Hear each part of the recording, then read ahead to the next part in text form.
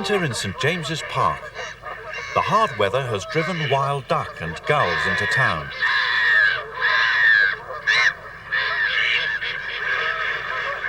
During this century, more and more wildlife has been moving into the parks and gardens of London. These are black-headed gulls, some of which have migrated to St James's Park from Russia. In winter, the town can be a kinder place for wildlife than the countryside.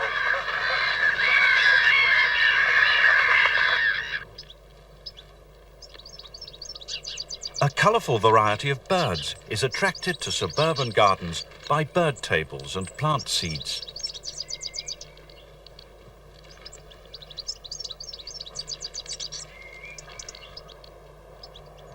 Suburbia is now in fact so vast that it covers an acreage greater than all the national parks in the country.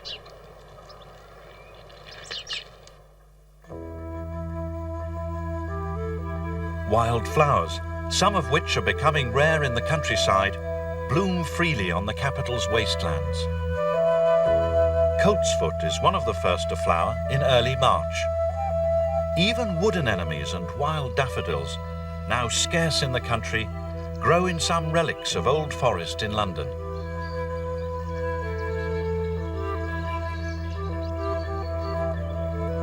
This is Lesnie's Abbey Wood in Greenwich. Like the fox, which now raises cubs all over suburbia, an extraordinary range of wildlife has invaded the city in the past 100 years or so. It's often thought that this has been an exodus of wild creatures from their traditional home in the countryside, and that they're fleeing from modern agriculture and rural persecution, as if from a forest fire. But this is quite wrong. Much wildlife has done so well in the countryside that it's spilled over into suburbia and even the heart of town.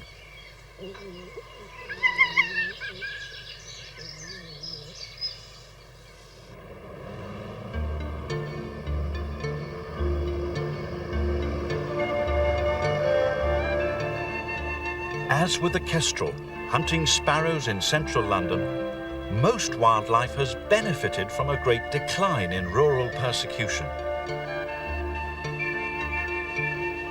The kestrel can be seen by Tower Bridge because it's thriving on a national scale.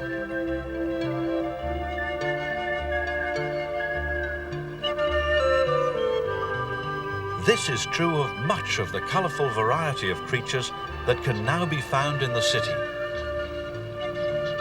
However, as wildlife has moved into the city, it's not always been welcomed.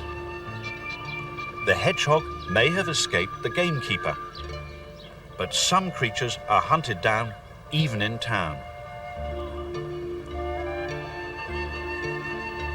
Carrion crows are regularly culled in the royal parks because they eat the chicks of exotic wildfowl which breed there. Grey squirrels, which many Londoners regard as pets, are shot because they damage trees and flowers. In the enclosed world of the city, where open space is at a premium, it's very hard to satisfy the needs of both people and wildlife. Nowhere is this more evident than in London's formal parks. Oxford ecologist Malcolm Coe. We are in the middle of a very beautiful park. This is Greenwich Park, sitting up on the hill, looking down over the Thames. And here we have a park that is in fact managed for people. It's not managed for animals. We've got beautifully manicured lawns, we've got freestanding trees, and it may look very attractive to us, but the sort of creatures that can actually live in a place like this is enormously limited. They're usually the opportunists. The foxes can manage to get in here, the blackbirds do quite well in the thickets, even the crows do quite well. But the animals that require the sort of things that we find in the countryside, the thickets, the long grass, and the sort of bushland, cannot survive in a place like this, even if they manage to get here, because it's just too smart.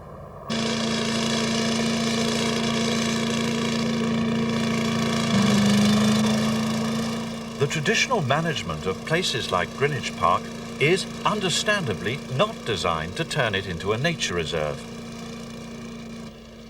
Autumn leaves aren't allowed to rot on the grass because they'd turn the neatly mown turf to mud. Instead, they're blown into piles and collected in a giant hoover.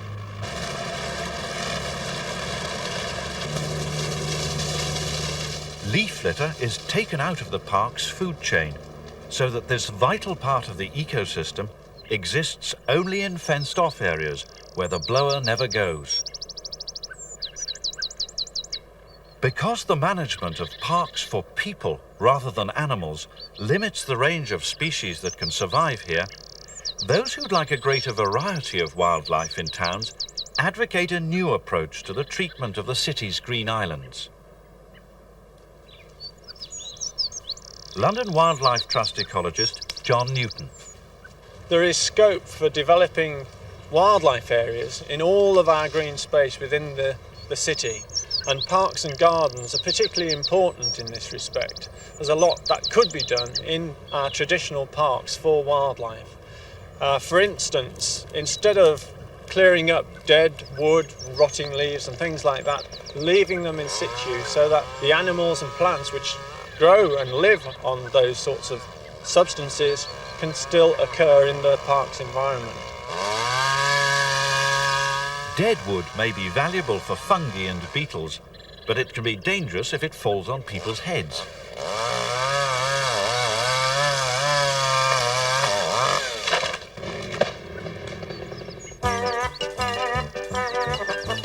The problem is that there are conflicts of interest between the needs of many creatures and what people like to do or see in parks.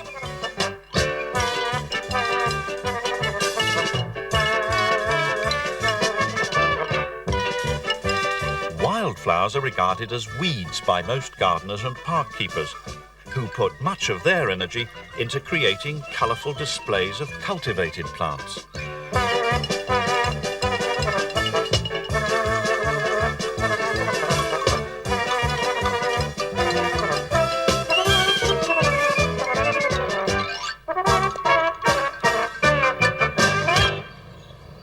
Hundreds of thousands of flowers are planted in Battersea Park every year to bloom briefly as decoration.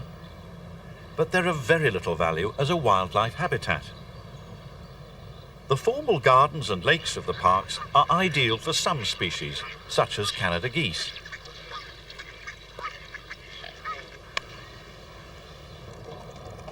There isn't much conflict of interest between those who want to play baseball and cricket and some species.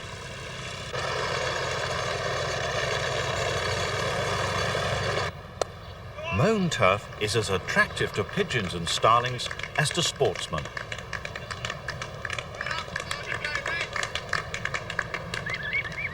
Canada geese are so fond of the turf in Battersea Park that they graze the grass to its roots, which annoys the park keepers. But generally, geese and cricket get on well together.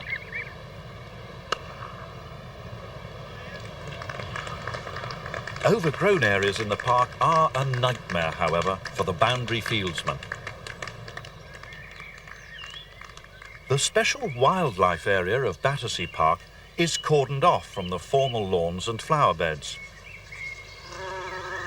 Here, wild plants which are regarded as weeds elsewhere grow in profusion and harbour some creatures that couldn't survive in the green desert of the cricket pitch. Nettles, for example, are a vital food plant for certain kinds of caterpillar.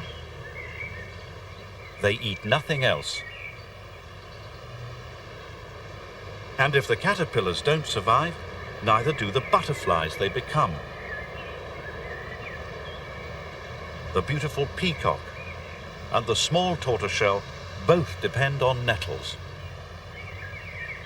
There are many other instances where plants regarded by gardeners as weeds are valuable to wildlife. Goldfinches can extract the seeds from thistleheads, and these plants are important when the young are searching for food in late summer. But many people find overgrown areas unsightly. The director of the GLC's Arts and Recreation Committee until last April, Lord Burkitt, explains. When you let in the middle of a very formal, a very beautiful, a very traditional Victorian park, an area regenerate itself in the way that this area behind us is regenerating itself, you do get certain people who say, good heavens, haven't you enough staff to keep this? Because they expect it, you see, to be another lawn, another flower bed. Obviously, the interested and the knowledgeable and the sophisticated don't, but there are people who simply think everything should be lawn. There's a natural antagonism between those who want to encourage wildlife in town and formal park keeping. But the aim of wildlife conservationists themselves isn't simply to let everything grow wild. When the London Wildlife Trust manages a bit of woodland, it doesn't cherish all the wild plants that grow there. In an effort to create conditions for a greater variety of wildlife, it tries to destroy foreign invaders.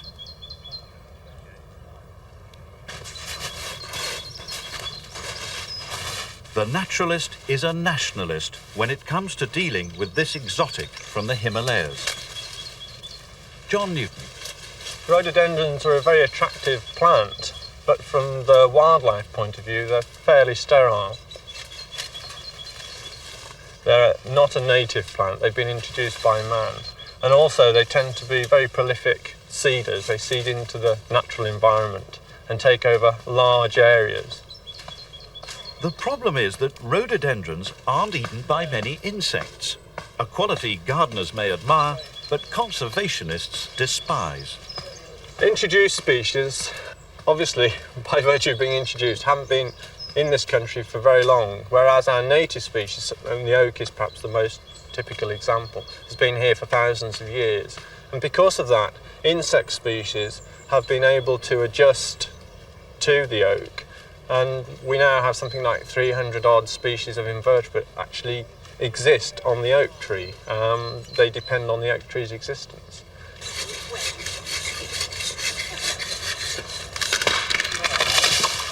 Sycamores, once again, are not a native species. They're found in Central and Southern Europe. And because of that, they only play host to a small number of insect species. It's not always easy for conservationists to explain their prejudice against sycamores. Often people associate conservation and ecology with preservation, which it isn't at all. Conservation means management of natural resources, and that management can actually mean chopping things down, pulling things out.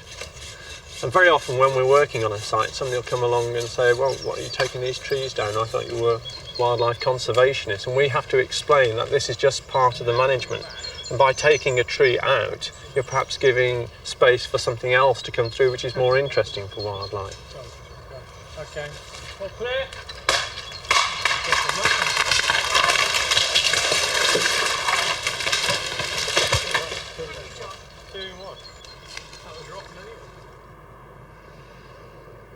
It's surprising how often conservationists can be found chopping down trees, for one ecological reason or another.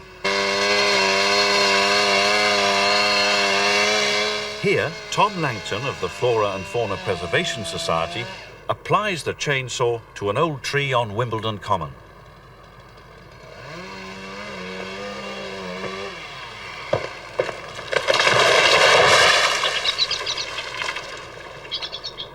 It's part of a project with World Wildlife Fund money to reclaim old ponds in London. 120 years ago, there were in fact something like 15 to 20,000 ponds in London, and today there's probably less than 2,000. So you're talking about an enormous, over 90% loss of ponds in that period, which is quite alarming, really.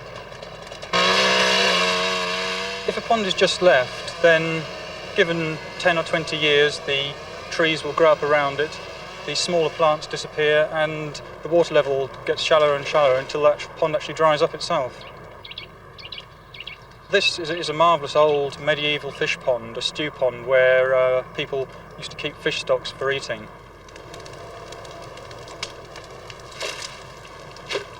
Well, we're very much hoping that, in particular, the frogs will come back to this site. 30 years ago, someone who knew this site very well used to comment about the number of frogs that were actually heard calling every year, who'd come down in the spring and listen to this chorus. And we've in fact found a frog hopping around today, so with a bit of luck, they'll be back.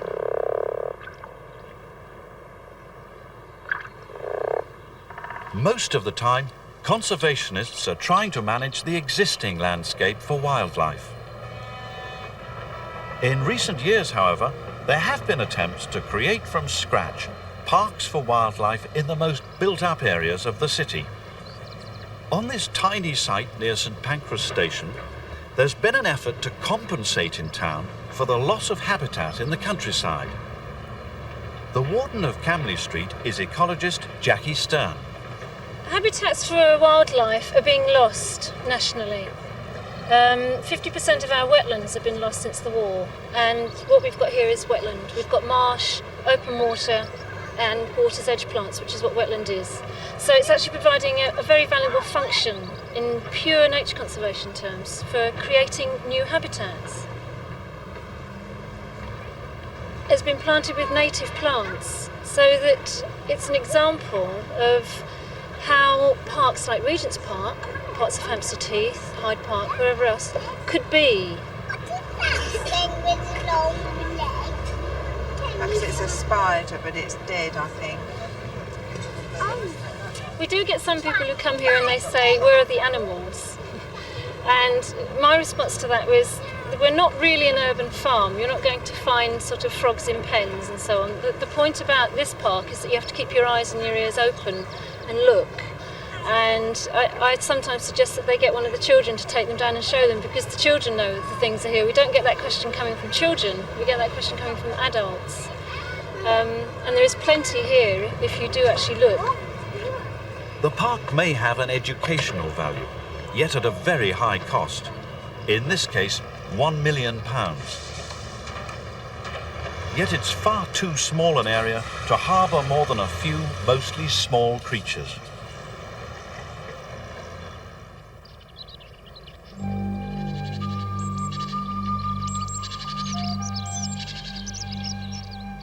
It's really only the large open spaces of London, like Richmond Park, that can support a wide range of species.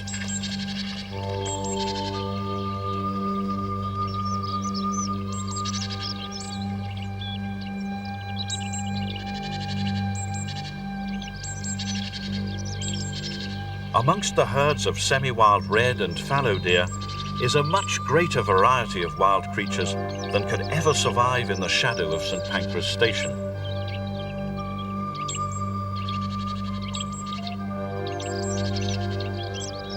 Yet even here, the fact that the parks are for people means that the idea of turning the city into a Noah's Ark for our wildlife is mostly a romantic dream.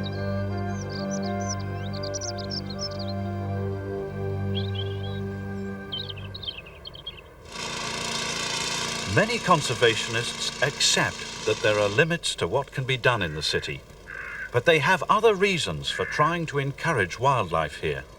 John Newton. I don't think the towns and cities are ever going to be a Noah's Ark for our wildlife. For one reason, they only provide homes and shelter for certain species of wildlife. I think the most important thing about urban wildlife and urban nature conservation is the affinity to people that wildlife can have. The London Wildlife Trust firmly believes that by enlightening people into the whys and wherefores of nature conservation, and particularly urban nature conservation, people will come to accept wildlife a lot more readily and will be more familiar with it and will accept some of the disadvantages which they might see it bringing. It's the suburban gardens of London that have the greatest potential as a wildlife reserve in the city. Like this badger enjoying honey sandwiches put out in a garden in Croydon, much wildlife is welcomed here.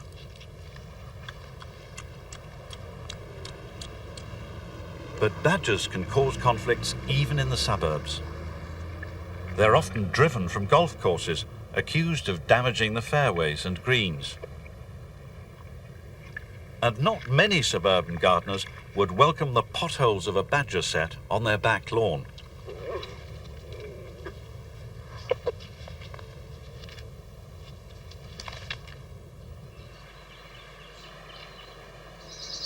London's quiet green suburbia may hold the greatest potential as a nature reserve in the city. But here, in a peaceful backwater of Sidcup, opinions are already becoming sharply divided about the wildlife invasion. One visitor from the countryside in particular has had a mixed reception. Mrs. Cox is happy to welcome the country guest, for whom she prepares regular meals. During the winter, when it's snowing and of course things like that, I automatically put food out for them because I think it's difficult for them. And I'd rather they ate food off the lawn than ranch in my dustbin, which luckily for me they've never done yet. We have hedgehogs in the dustbin, but not foxes. I love the foxes coming to visit me in my garden because they're very amusing, very entertaining. I get a lot of pleasure out of watching the babies and seeing them grow up. And it's nice to see the generations slowly going through. And I just enjoy them in my garden. However, the foxes aren't welcome guests next door when they cross the border into the carefully tended garden belonging to Mrs. Woodward. One, they leave their visiting cards, which have to be got rid of. And also, they dig up my things. Another thing I don't like the foxes for is that they sit in the middle of my plants. I've got a lovely, unusual bulb down there. And you come down the next morning and he sat in the middle of it, or she sat in the middle of it, while they're waiting to see what crosses the garden at night. I don't think they're very healthy. And also the smell of the foxes around isn't so good. Even stronger objections are voiced by another neighbour, Mrs. Kerr-Bate. Well, we just don't really want them because we don't like the mess, we don't like the smell, and we are worried about one day if rabies comes to England, we reckon the foxes will be the animals that will carry it. Again. If they're going to do this all over the suburbs, I just don't think it's a nice idea at all. Country animals should go back to the country.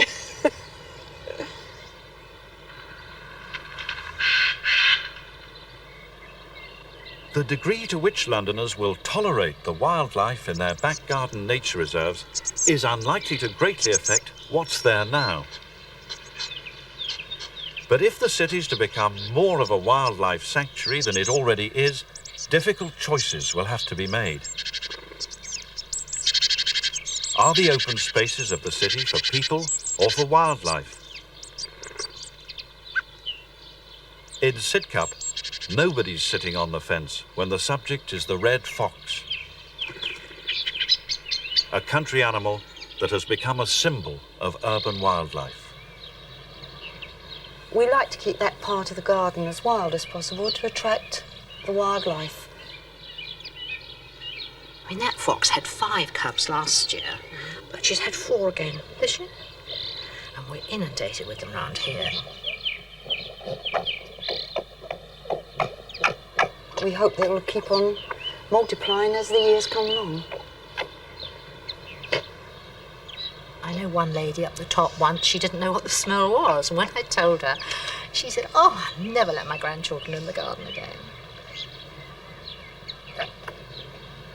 And I think for my daughter to be able to see them and my grandchildren to be able to see them is fantastic for them because I don't think they would under ordinary circumstances. Personally, I think they're great fun, just fun.